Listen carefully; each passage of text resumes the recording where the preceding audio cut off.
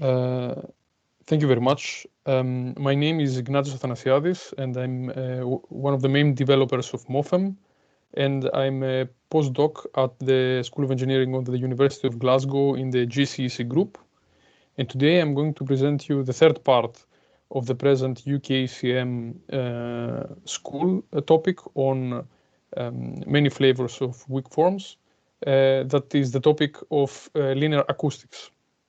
So in the beginning of my talk, I'm going to discuss the goals of this presentation, and then the boundary value problem that's going to be solved in the present talk is going to be described, and the strong and weak form equations that govern this problem under consideration are going to be briefly discussed.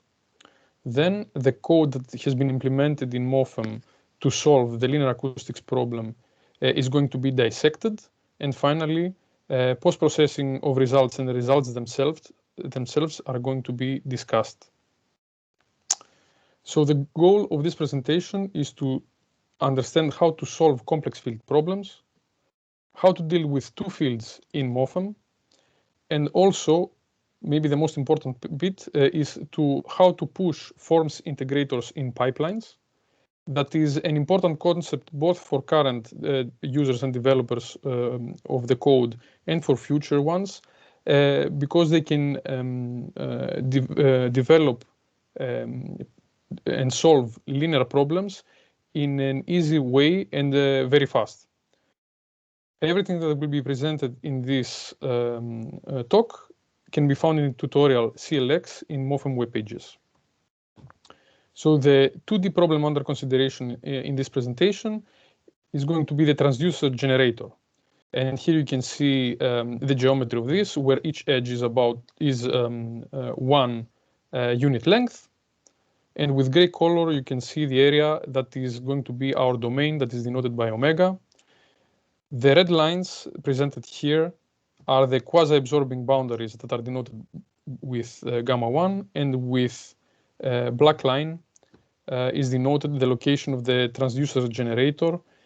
So it's the boundary where the source is applied that is denoted by gamma 2. Now let's go to the strong form of the equations that govern this boundary value problem. It's the wave equation that you can see here that is true in the whole domain of our geometry. And this equation involves the wave speed that is denoted by c, the pressure field that is denoted by capital P, and time that is denoted by t.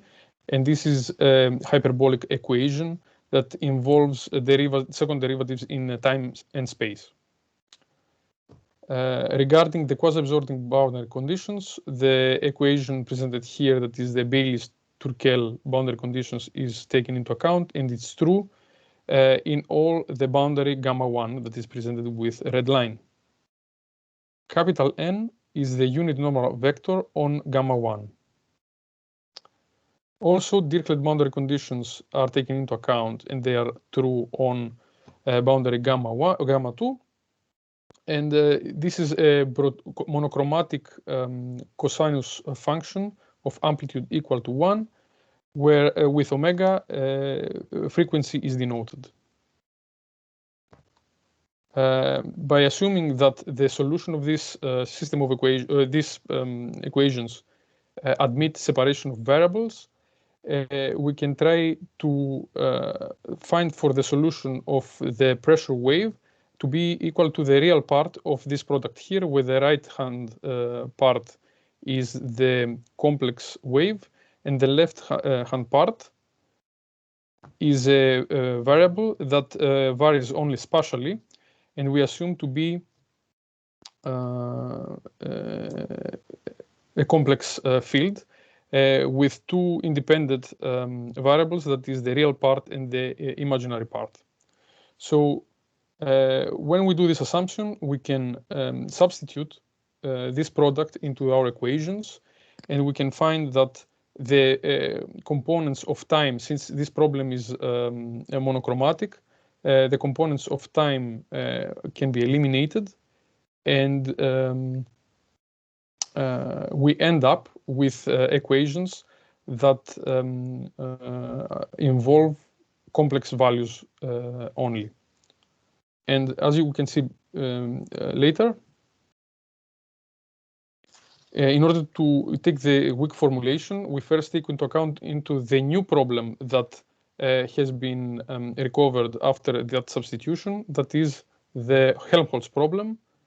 And as I said before, we end up with a complex value that is equal to 0, but because the real part and the imaginary part have to be simultaneously be equal to 0, we can split the two parts into two equations. And here you can see the first row of the equations being the real part of the equality that we recovered, and the second one being the imaginary part. And these two are simultaneously true in the domain omega. Then for the quasi-absorbing boundaries, these two equations will be simultaneously true on gamma 1. And in order to take into account the source, these equations will be true on gamma 2. So in these equations, a new variable is presented, k, that is the ratio of frequency over time speed. And again, as I said, P is the spatially varying pressure that is a complex field. And now once we end up with our weak form, we want to find functions for the real part and the imaginary part that are in H1 functional space. And once this is done, I would like to say that K is the so-called wave number, that is the number of waves per unit length. So that's the physical meaning of this parameter. So to end up to the discrete form, we approximate these two fields with a linear combination of shape functions where they are both in the same space, but for the real part we take into account those that are denoted by phi, and for the imaginary part those that are denoted by psi. And by substituting this decomposition, we end up to this system of linear equations. This is a discrete system of equations.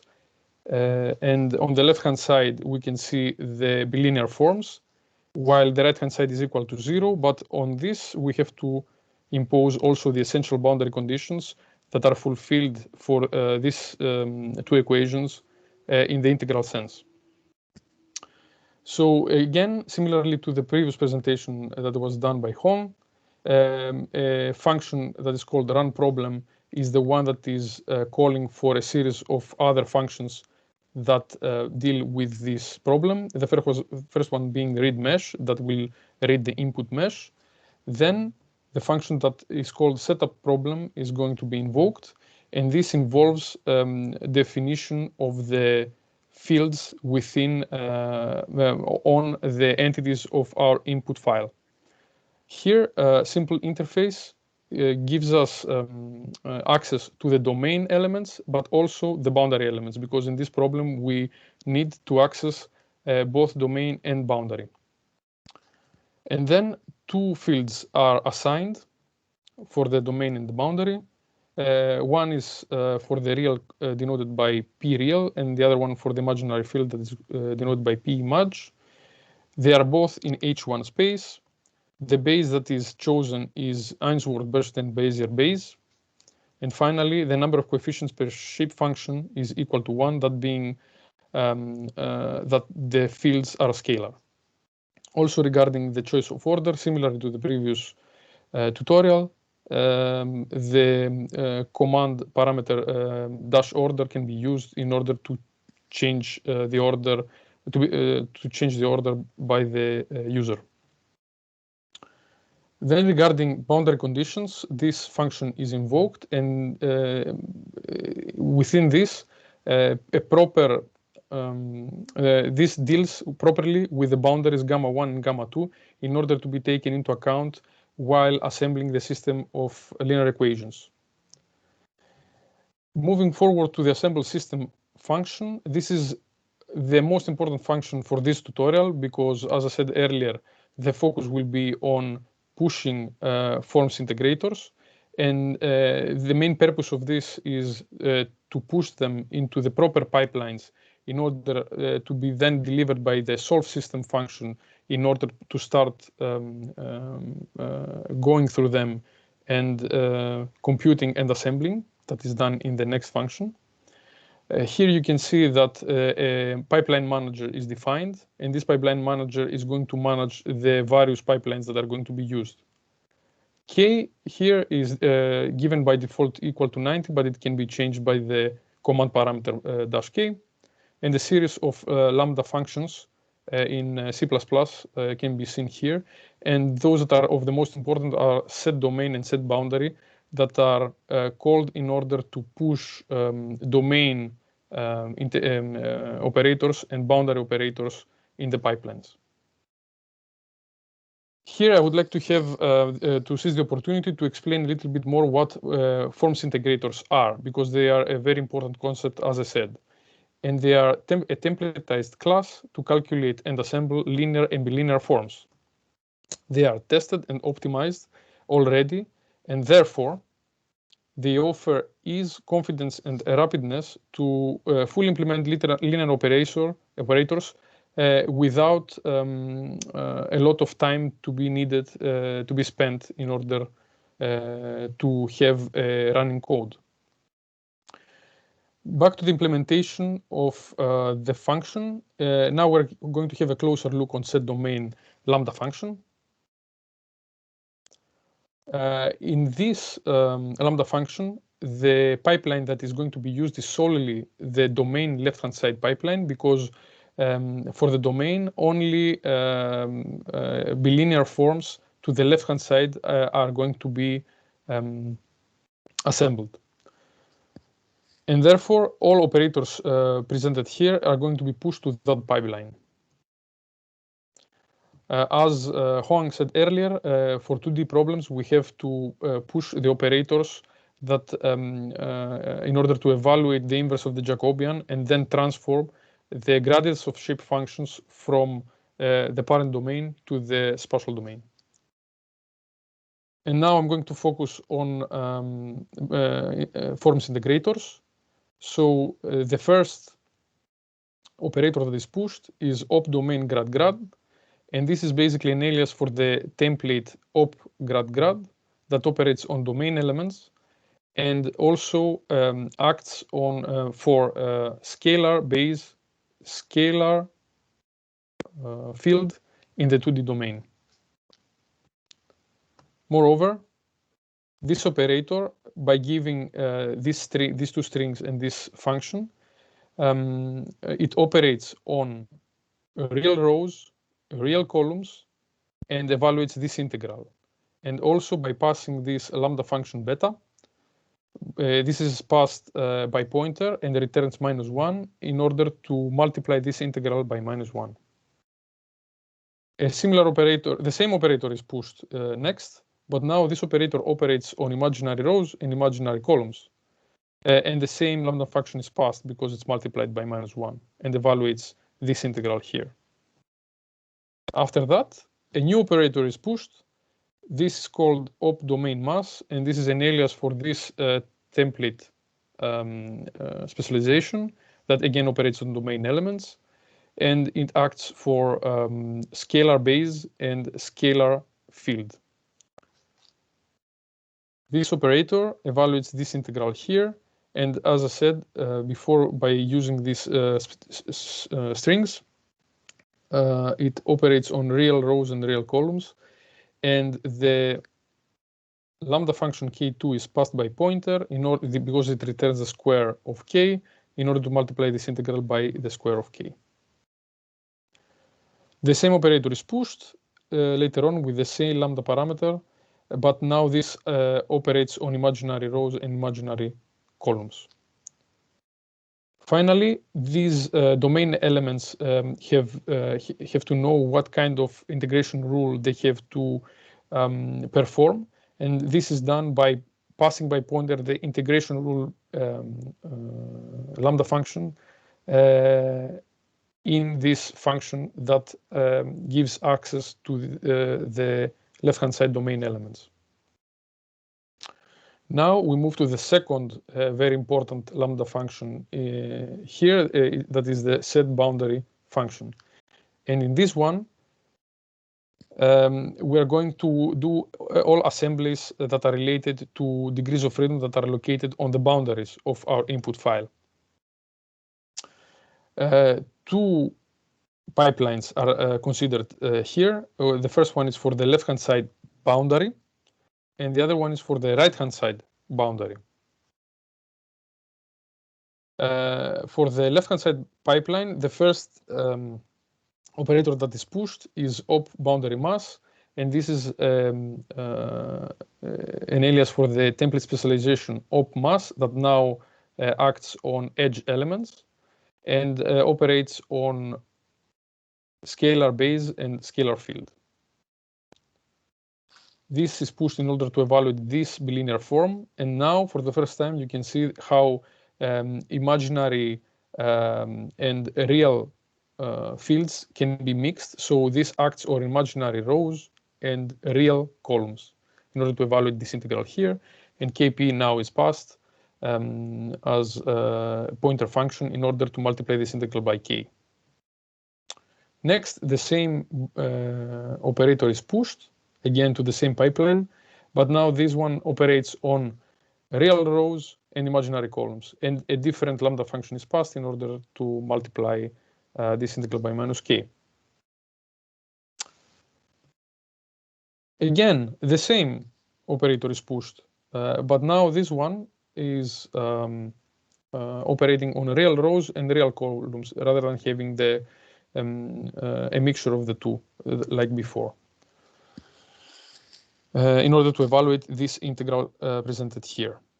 Finally, for the right-hand side pipeline, one form integrator that evaluates a linear form is pushed, and this one is the op boundary source, and it's an alias for the templatized the template specialization op source that operates on scalar field and scalar base.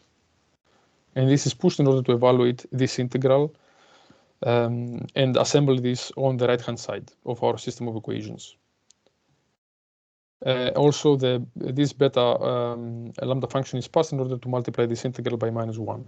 Finally, the integration rules, similar to before, has to be given to both right-hand side and left-hand side boundary elements. Also, here in the next steps, the solve system will be invoked in order to evaluate and assemble a series of the pipelines that where the operators presented before are pushed, and output results and check results functions are invoked that work similarly to what Huang showed previously. So next we go to the results. So three types of meshes were used: coarse, moderate, and fine, that are presented here. Initially, the influence of order of choice is investigated. So for all these analysis, for all these results, analysis were performed for k equal to 180 and coarse mesh. And intensity that is given by the formula presented here is evaluated.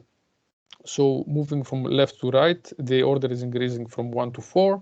And in the first two analyses, the result that is recovered is not really meaningful. But then as the order increases, the result is getting better and better, as you can see. Then the influence of the choice of k is investigated. And for all these analyses, an order of 8 was chosen for a coarse mesh. And again, intensity is presented here. So from left to right, k increases from 90 to 720. As you can see, as k increases, the focal point that is presented here with gray is getting shorter and narrower. And also the various waves that are presented here are getting higher in number. But for the case of k equal to 720, again, we don't get a meaningful solution. But this can be improved either by increasing the order or by making the mesh denser. and therefore we choose to improve this solution by making the mesh denser. So from the left to right, we have denser and denser mesh, and we can see already by using the medium mesh how the results are improved, and for very fine one, we get excellent results here. Finally, we can, by post-processing, we can see how the wave that was evaluated by the solution can be seen how the way that it evolves in time by evaluating this linear combination for different time positions. So to summarize, the solution of the Helmholtz problem was presented for finite element approach. An example of how to treat two fields in MoFEM was described in detail, and also how to push forms integrators in pipelines. Finally, the influence of H and P refinement was presented. Thank you very much for your attention.